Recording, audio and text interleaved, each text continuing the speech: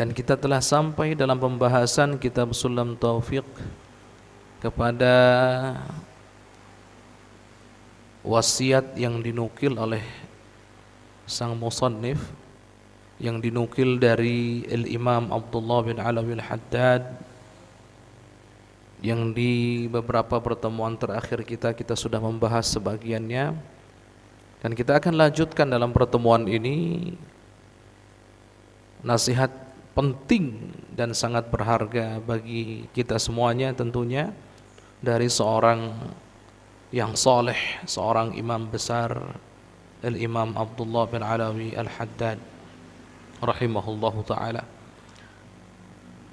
Langsung saja, qala al-musannif rahimahullahu ta'ala naqilan anil Imam Abdullah bin Alawi Al-Haddad rahimahullah, nasihan li'ibadillahi ta'ala mushfiqan alaihim rahiman bihim amiran bil ma'rufi nahiyan 'anil munkari musari'an fil khairat mulaziman lil ibadat dalan 'alal khairi da'iyan ilal huda dha samtin wa tu'adah wa waqar wa sakinah hasanal akhlaq ila akhirih. Qal nasihan li'ibadillah.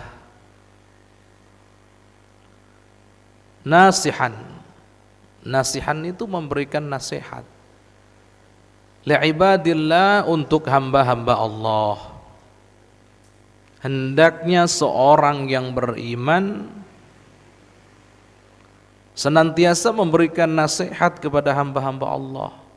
Dan kita sudah jelaskan bahwa hakikat nasihat itu bukan di lisan kita, bukan di kata-kata yang kita ucapkan, tapi hakikat nasihat itu ada di hati kita, di saat hati kita menginginkan kebaikan untuk saudara kita yang kita beri nasihat tersebut. Itulah hakikat nasihat. Di saat hati kita menginginkan agar saudara kita tidak terjerumus kepada kerusakan, itulah nasihat.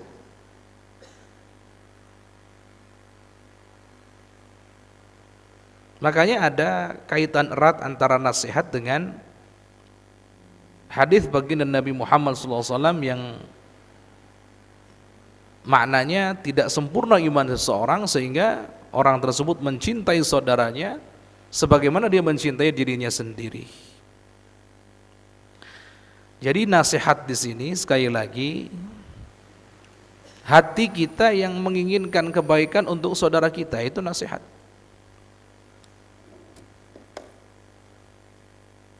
Dan ini digambarkan dalam kata-kata. Saat kita menyeru saudara kita kepada kebaikan, sebetulnya itulah nasihat. Dan saat kita mencegah saudara kita dari keburukan, itulah nasihat. Contoh, si fulan mengatakan, ayo kita semuanya mendekat kepada Allah agar kita selamat di dunia, selamat di akhirat. Ini nasihat karena menyeru kepada kebaikan. Yang dasarnya adalah hati kita yang senantiasa ingin kebaikan untuk saudara kita. Hati kita yang senantiasa ingin saudara kita terhindar dari keburukan. Jadi sekali lagi, nasihat itu dimulai dari hati, kemudian diterjemahkan oleh lisan kita dan dipraktekkan oleh anggota tubuh kita, yaitu dengan menyeru kepada kebaikan dan menghindarkan dari keburukan. Masya Allah. Ini agama Islam. Agama Islam yang mengajari kita semuanya, yang memeluknya, yang menganutnya, agar senantiasa tulus untuk saudara kita. Dan ketulusan itu ada dalam nasihat itu. Di saat hati kita menginginkan saudara kita baik, di saat hati kita ingin saudara kita terhindar dari keburukan, itulah nasihat. Dan ini adalah sifat atau karakter seorang muslim. Seorang muslim. Maka yang pernah kami sampaikan bahwa selamat untuk diri sendiri itu baik, Di saat kita pengen kita selamat, di saat kita pengen kita ini baik, di saat kita pengen kita ini tidak terjerumus dalam keburukan, itu semuanya baik. Tapi tidak cukup. Kita punya kewajiban lain, apa itu? Hati kita harus senantiasa rindu kebaikan untuk saudara kita, senantiasa rindu agar saudara kita terhindar dari keburukan. Nah, ini nasihat. Kemudian kita lanjutkan, musyfiqan alaihim. Allah. Musyfiqan itu merasa kasihan, merasa iba, merasa sayang begitu. Kapan itu terjadi? Di saat saudara kita contohnya mengalami satu hal yang tidak diinginkan, satu keburukan, maka ada rasa namanya iba di hati itu, sayang di hati itu. Ini seorang muslim ini. Ini seorang muslim ini. Ya.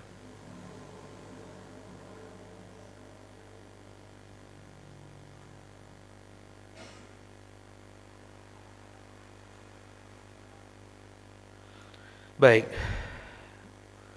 Ini kasih sayang ini, rasa iba, rasa empati, ini yang sudah mulai hilang dari kaum muslimin saat ini. Bahkan ini ada kaitannya dengan apa yang terjadi dengan saudara-saudara kita di Palestina sana. Kalau kita ditanya apakah sayang kepada saudara-saudara kita, jawabannya sayang. Kalau kita ditanya apakah ada rasa iba, rasa kasihan dalam hati kita atas apa yang menimpa saudara-saudara kita yang ada di Gaza sana, jawabannya iya ada. Tapi tentunya jawaban menggunakan lisan itu harus dibuktikan dengan arkan, dengan pembuktian anggota tubuh kita, dengan perbuatan kita. Yang katanya merasa sayang, mengaku iba, mengaku simpati, tapi prakteknya hanya untuk menjauhi produk-produk yang mendukung mereka-mereka yang membantai saudara kita saja susahnya bukan main. Ini apa ini? Mana katanya hatinya sayang, empati, merasa iba, simpati dan merasa iba itu mana? Ini isfaq namanya ini rasa iba, rasa sayang. Kita tidak mau saudara kita mengalami keburukan, ada dalam bahaya. Saat hati kita kok merasa seperti itu, inilah syafaqah itu, kasih sayang itu. Nah, cuman prakteknya itu tadi, banyak yang mengaku cinta, sayang, iba, simpati, tapi kenyataannya perbuatannya jauh dari pengakuannya. Dan ini semoga kita semuanya dijauhkan dari golongan orang-orang yang seperti itu dan digolongkan oleh Allah dalam golongan yang saling mencintai, saling peduli, saling simpati satu sama lain, sesama muslim. Baik. Rahiman bihim, Masya Allah, dipertegas lagi, rahiman bihim, sayang kepada kaum muslimin, sayang kepada kaum muslimin. Ya Masya Allah, ini bab sayang kepada kaum muslimin ini sampai ada yang mengatakan barang siapa yang tidak sayang kepada saudaranya yang tidak baik, maka sesungguhnya dia tidak lebih baik dari saudaranya, bahkan dia lebih buruk dari saudaranya yang tidak baik tadi itu. Allah. Dan barang siapa yang ketika orang soleh disebutkan namanya di hadapannya, kok dia enggak menemukan rasa adem di hatinya, tenang, ini orang yang jelek. Ini ada kaitannya dengan kasih sayang tadi. Sekali lagi, barang siapa yang tidak sayang kepada orang yang jelek perbuatannya, jelek akhlaknya, ada dalam bahaya secara abstrak tentunya, maka sebetulnya dia lebih jelek daripada orang itu. Dan barang siapa yang ketika disebut nama orang-orang soleh, nama baginda Nabi, nama para sahabat, nama salafus soleh, nama ulama-ulama yang soleh, kemudian kok di hatinya kok acuh cuek, tidak merasa sama sekali ada ketenangan, ada kecenderungan cinta, ada rasa nikmat yang dirasakan, maka ingat, berarti tanda bahwa kita orang jelek. Itu aja simpel. normalnya manusia saat disebut orang yang dicintainya tentunya akan merasa ada rasa, ada sambung begitu, hatinya nyambung begitu. Bahkan yang diidolakannya saja, Masya Allah, ketika disebut namanya, oh histeris teriak dan seterusnya. Ini ulama, orang soleh, disebut namanya di hadapannya, kok nggak ngerasa adem ayem gitu kan, nggak ngerasa ada apa ini. Ini diantara ciri ya untuk membedakan kita ini termasuk golongan orang-orang baik atau golongan orang-orang yang tidak baik. Diantaranya gitu caranya. Cek saat nama bagian Nabi disebut, gimana hati kita? Adakah getaran-getaran cinta itu? Adakah getaran-getaran mengagungkan itu? Saat nama sahabat, nama tabi'in, salafus soleh disebut, gimana hati kita saat itu? Kalau ternyata hati kita keacuh, cuek, ini tanda bahwa kita bukan dari golongan orang baik. Selesai. Ya Masya Allah. Bahkan orang baik itu kepada orang yang tidak baik pun sayang. Dan ingat, kasih sayangnya bukan berarti membela kejelekannya, tidak. Contoh kasih sayang sang guru kepada muridnya, ini contoh. Terkadang guru itu memasang wajah acuh kepada muridnya, memasang wajah cuek. Apakah maknanya gurunya tidak sayang kepada dia? Enggak begitu. Karena memang adabnya, caranya ketika sang murid melakukan kesalahan, kita tidak boleh mendukung kesalahannya. Dan kita harus memberikan sinyal bahwa kita itu tidak ridho dengan kesalahan dia. Di antara sinyalnya adalah memasang wajah tidak senang. Tapi urusan hati enggak boleh, hatinya tidak senang itu enggak boleh. Makanya kami sering cerita di beberapa majelis kami, ada dulu seorang ulama, seorang kiai, Masya Allah, kiai punya hati. Suatu ketika manggil ketua pondoknya, ketua pondok, ketua santri, dipanggil. Saat dipanggil, kemudian sang kiai bertanya pada kiai pondok, tolong catat nama anak-anak yang susah untuk diatur. Bahasa lainnya nakal, yang suka melanggar dan seterusnya, tolong catat. Ini ketua pondoknya sudah senang, dipikir kayaknya ini mau dikeluarkan, diusir satu-satu. Wah, kalau gitu enak, tugas saya ringan nanti. Ketua pondok sudah begitu mikirnya.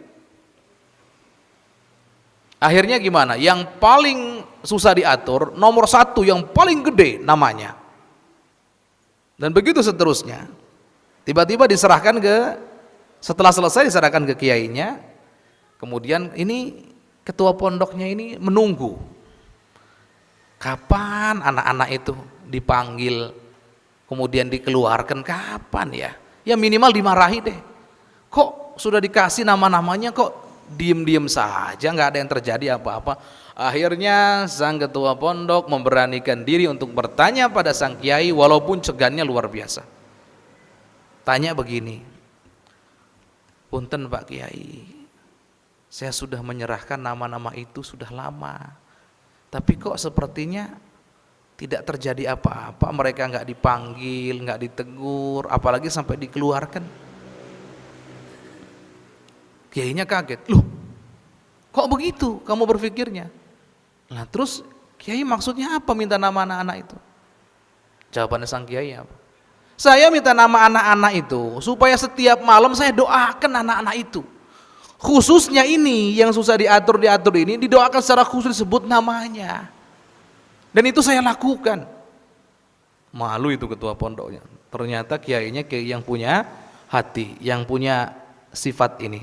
Musyfiqan alaihim rahiman bihim. Allah. Dan ada yang unik. Ada kiai yang menceritakan kisah ini di satu majelis begitu. Tiba-tiba selesai cerita, beliau ini selesai ceramah, selesai cerita, kemudian turun dari panggung. Kemudian duduk di tempat yang sudah disediakan, didampingi para kiai-kiai begitu. Yang di sebelahnya nyolek, Kiai, tahu enggak katanya, nama anak yang paling nakal itu siapa? Oh enggak tahu, kalau saya hanya dengar cerita begitu saja. namanya Fulan bin Fulan dan itu saya sendiri. Ternyata jadi kiai itu. Ada di sebelahnya. Ini nyata. Ya, tapi bukan berarti habis ini anak-anak santri, kalau saya nakal aja didoi sama kiainya, enggak gitu, Nak. Enggak begitu anak soleh, enggak. Yang baik lebih cepat. Ketika didoakan hatinya baik, Masya Allah langsung nyambut doa itu. Nah yang sering-sering melanggar ini didoakan secara khusus agar terbuka hatinya. Semuanya didoakan. Makanya guru-guru mulia sering mengatakan, kalau kamu punya santri tapi kamu belum pernah doakan mereka, maka kamu hanya action saja di kiai.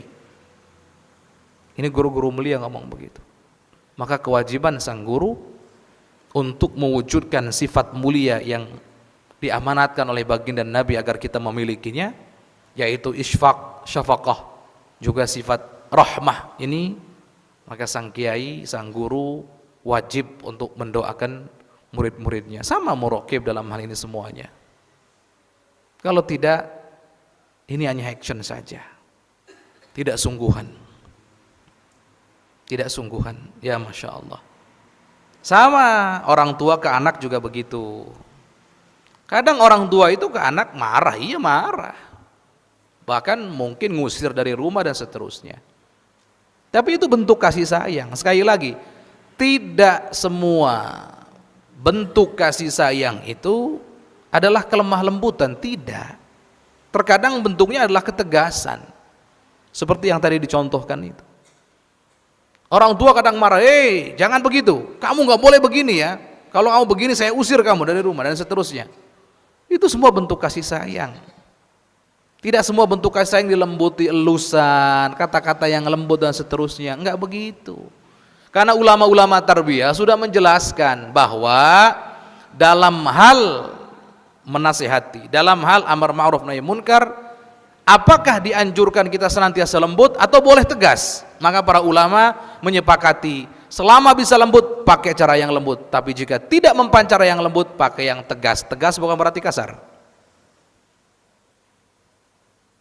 Dan dari orang ke orang beda-beda. Orang tua punya 5-6 anaknya. Dari anak-anak itu juga beda-beda. Ada yang cukup kamu jangan begini, selesai. Ada yang memang harus kamu jangan begini ya, harus begitu. Ada yang sebagian harus diancam pakai rotan dulu baru berhenti. Itu beda. Jadi sekali lagi kasih sayang itu jangan diterjemahkan dengan kelemah lembutan saja, tidak. Terkadang kasih sayang dengan ketegasan. Allah Subhanahu wa taala juga begitu. Dalam mengasihi seorang hamba, tidak selalu kasih sayang tersebut dalam bentuk hartanya dibuat banyak, kesehatannya selalu dibuat prima, sehat terus, urusannya dibuat lancar terus, enggak begitu. Terkadang diberi sakit, itu bentuk kasih sayang dari Allah supaya ingat kita bahwa kita ini lemah, supaya ingat kita enggak lama juga kita akan meninggalkan dunia ini, supaya ingat kita bahwa kita punya Allah, berarti selama ini kesehatan yang memberi Allah. Ketika diberi sakit ternyata kita lemah, enggak punya apa-apa. Jadi kembali kepada Allah. Terkadang kasih sayang itu bentuknya begitu. Makanya dalam sebuah hadis qudsi Allah Subhanahu wa taala pernah berfirman begini, yang maknanya di antara hambaku, kata Allah, ada yang aku berikan kekayaan, tidak aku berikan kemiskinan. Karena kalau aku berikan dia kemiskinan, dia akan jauh dariku. Ada di antara hambaku, aku berikan dia kefakiran, kemiskinan, tidak aku berikan dia kekayaan. Karena kalau aku berikan kekayaan, dia akan jauh dariku. Ada di antara hambaku, aku selalu berikan kesehatan terus menerus. Karena kalau dia sakit, dia jauh dariku. Tapi ada di antara hambaku, aku berikan dia sakit. Karena kalau diberikan kesehatan terus menerus, dia akan jauh dariku. Apa maknanya? Berarti kekayaan, kefakiran, kesehatan, sakit, semuanya bentuk kasih sayang Allah Subhanahu wa ta'ala. Tinggal kitanya saja bisa enggak membaca surat kasih sayang Allah ini, surat cinta Allah ini, atau kita mau acuh tak acuh. Itu saja. Jadi begitu ya, rahiman bihim. Seorang mukmin harus memiliki sifat kasih sayang. Ar-rahimuna yarhamuhumur rahman, kata baginda Nabi. Orang-orang yang berkasih sayang itu akan dikasihi oleh Allah. Oleh Allah. Yarhamu man fil ard. Kasihilah orang-orang yang atau makhluk-makhluk yang ada di bumi. Yarhamkum man fis sama, maksudnya para malaikat akan menyayangi kita, Allah juga akan menyayangi kita semuanya. Nah, ini makanya ciri, lihat, orang yang disayang betul sama Allah itu ada cirinya. Cirinya apa? Di antaranya dia punya sifat kasih sayang. Kalau ada seorang hamba dia punya sifat kasih sayang, Masya Allah luar biasanya, maka ciri bahwa orang tersebut itu dikasihi oleh Allah. Dan kasih sayang Allah itu akan mudah turun di saat kasih sayang antara kita terjadi. Percaya? Bahkan di antara guru-guru mulia ada yang mengkritisi umat Islam dan membandingkan dengan justru malah umat di luar Islam yang dimudahkan urusannya dan seterusnya, sedangkan umat Islam banyak yang dipersulit urusannya dan seterusnya. Ada apa? Yaitu ujian dari Allah, iya, tapi sisi lain kita perlu evaluasi. Jangan-jangan di antara kita sudah tidak ada namanya rahmah kasih sayang yang diwujudkan dalam bentuk saling tolong menolong, sehingga apa? Allah tidak turunkan pertolongannya kepada kita. Ini juga jadi bahan evaluasi kita. Amiran bil ma'rufi nahyan 'anil munkari, memerintahkan kepada kebaikan dan mencegah dari kemungkaran atau dakwah. Masya Allah. Kita di kitab Riyadhus Shalihin ini masih membahas tentang dakwah, hadis-hadis tentang dakwah. Sekarang di kitab Sulam Taufik ini juga membahas sifat yang hendaknya dimiliki oleh seorang muslim. Apa itu? Dakwah. Walaupun kita sepakati bahwa dakwah itu adalah fardu kifayah, iya. Tapi ingat, dakwah itu adalah sifat yang harus dimiliki seorang muslim. Apa itu? Memerintahkan pada kebaikan dan melarang dari kemungkaran, mencegah dari kemungkaran. Makanya jangan hanya imtithalul awamir wajtinabun nawahi, maknanya untuk diri sendiri, enggak. Jangan hanya menjalankan perintah Allah, menjauhi larangan-larangan Allah, tapi untuk diri sendiri saja. Jangan hanya itu, jangan hanya. Baik itu kebaikan untuk diri kita. Di balik menjalankan perintah Allah ada kebaikan. Di balik meninggalkan larangan-larangan Allah ada kebaikan. Berarti kita akan jadi baik di saat kita menjalankan perintah Allah, menjauhi larangan-larangan Allah. Kita akan jadi baik, hamba Allah yang baik. Sepakat. Tapi sekali lagi, kebaikan itu wajib kita tularkan kepada yang lain. Wajib kita harapkan ada dalam diri orang lain, didapatkan orang lain dari saudara-saudara kita. Nah, maka dakwah ini mengajak pada kebaikan agar saudara kita dapat kebaikan yang sama. Dakwah ini adalah mencegah dari kemungkaran agar saudara kita tidak terjerumus dalam keburukan, dalam kecelakaan. Inilah indahnya Islam. Baik untuk diri sendiri, juga baik untuk orang lain. Ini Islam. Bahkan baik untuk orang lain itu mengharapkan orang lain menjadi baik. Ini luar biasa. Musari'an fil khairat, bergegas dalam menjalankan kebaikan. Bergegas dalam menjalankan kebaikan. Jangan dinanti. Kalau itu kebaikan, segera. Selama kita mampu menjalankannya, segera. Apa yang bisa kita lakukan hari ini jangan tunda esok hari. Apalagi jika yang dilakukan tersebut adalah kebaikan. Kalau bisa infak hari ini, kenapa harus besok? Kalau bisa tahajud malam tadi misalnya, atau malam ini, kenapa harus nunda besok lagi? Kalau bisa sholat duha hari ini, ya sudah hari ini, kenapa harus besok dan seterusnya? Kebaikan itu perlu disegerakan, karena esok hari belum tentu milik kita.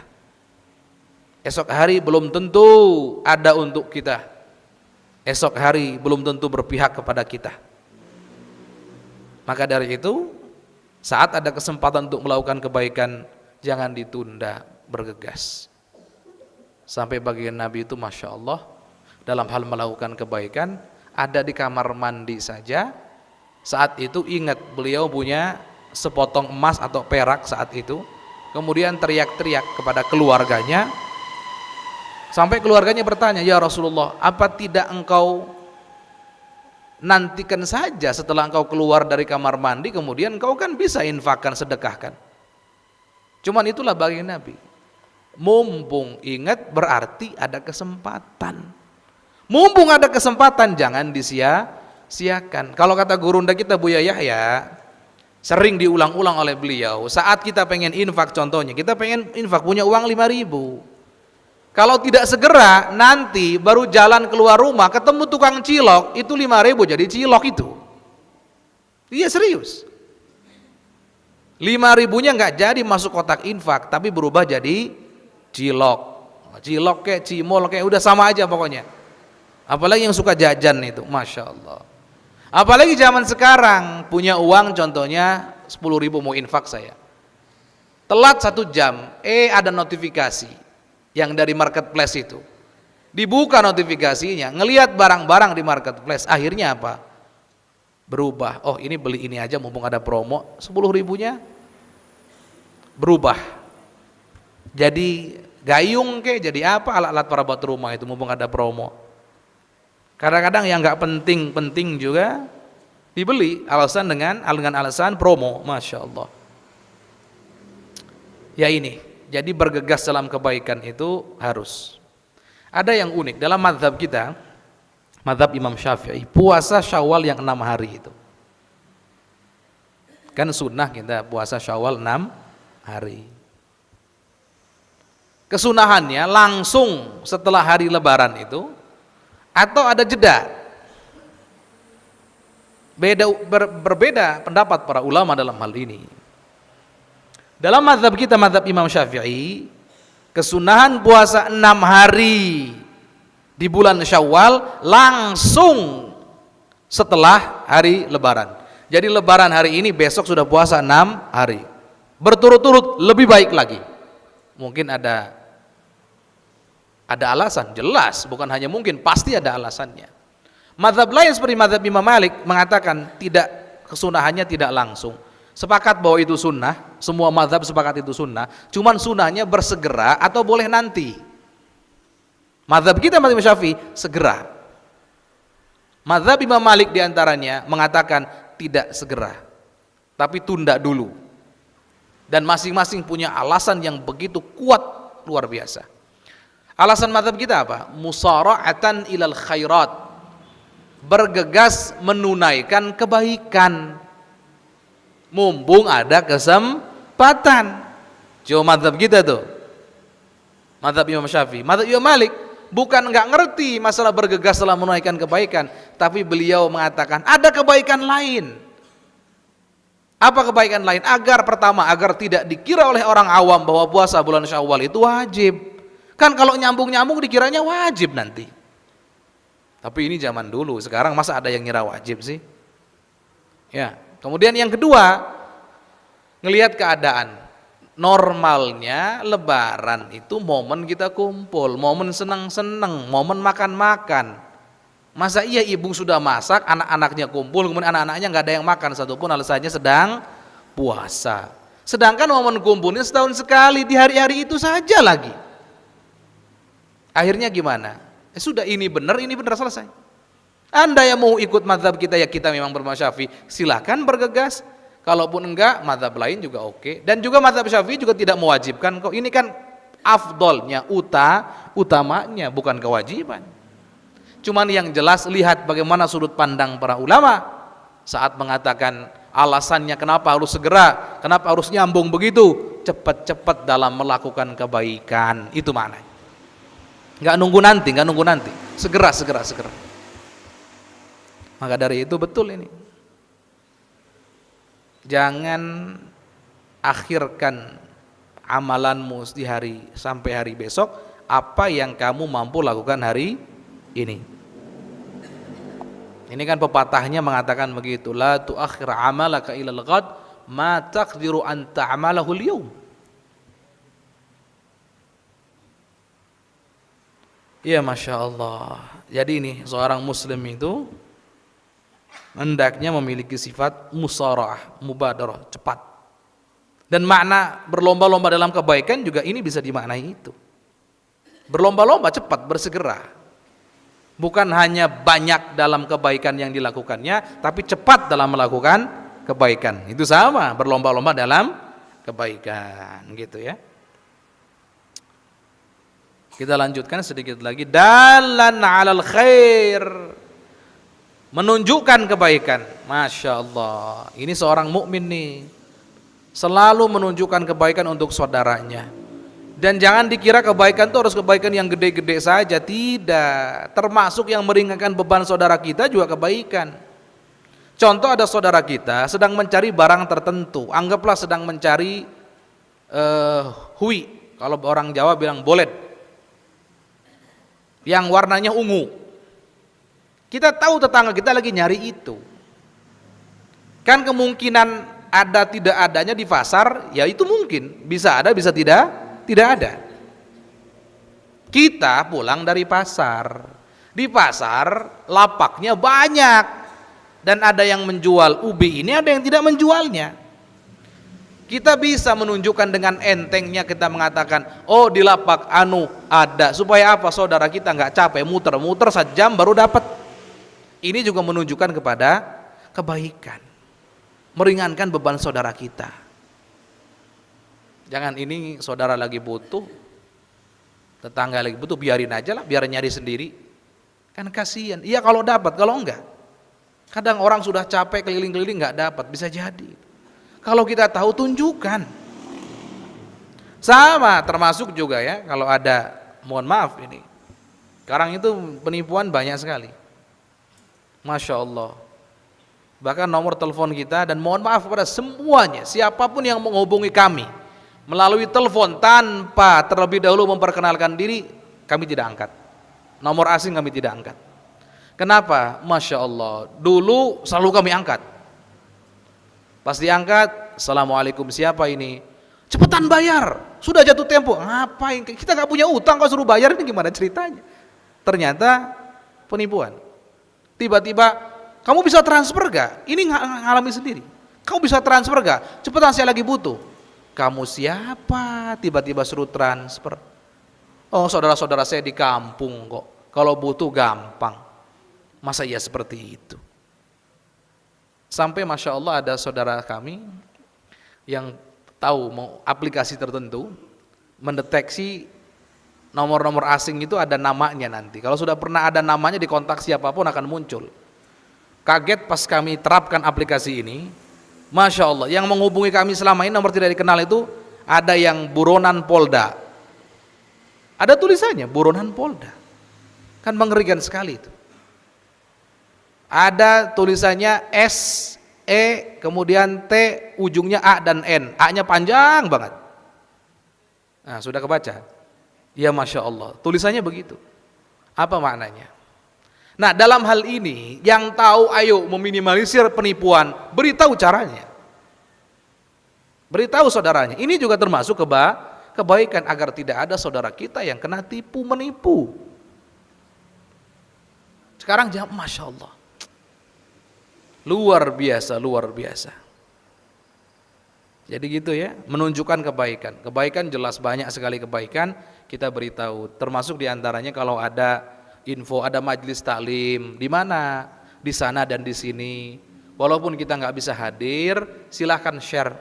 Siapa tahu ada yang bisa hadir. Kita nggak hadir punya, makanya ada lelucon begini. Kita makan, minum, tidur, tapi punya pahala majelis ilmu. Loh, kok bisa? Sebentar. Kita makan, minum, lagi quality time sama keluarganya. Liburan ke suatu tempat, lagi umroh dan seterusnya, lagi enak makan, minum, tapi kita punya pahala majelis ilmu. Gimana ceritanya itu? Ceritanya gimana? Ceritanya kita menunjukkan kepada saudara kita, tetangga kita bahwa di situ ada majelis, ayo hadir dan seterusnya. Masya Allah, beliaunya hadir, yang kita tunjukkan itu pahalanya ngalir ke kita. Sesimpel itu. Pahalanya ngalir ke kita. Ustadz, walaupun kitanya nggak bisa hadir, walaupun kita nggak bisa hadir, apalagi kalau kita bisa hadir double lagi tuh. Makanya mari gunakan itu, gadget itu untuk kebaikan, untuk menunjukkan kepada kebaikan. Ayo share program-program kemuliaan. Banyak kok, di Cianjur ada ribuan majlis. Yang kita tahu, ayo kasih tahu. Di hari ini ada majlis dan seterusnya, Masya Allah. Ya, sama seperti itu. Ini menunjukkan kepada kebaikan. Da'iyan ilal huda, menyeru kepada huda. Huda juga sama diartikan kebaikan atau perkara yang lurus. Huda itu perkara yang terbimbing, namanya huda. Baik, sampai di sini kita lanjutkan dengan kitab Riyadhus Shalihin. Wallahu a'lam bissawab.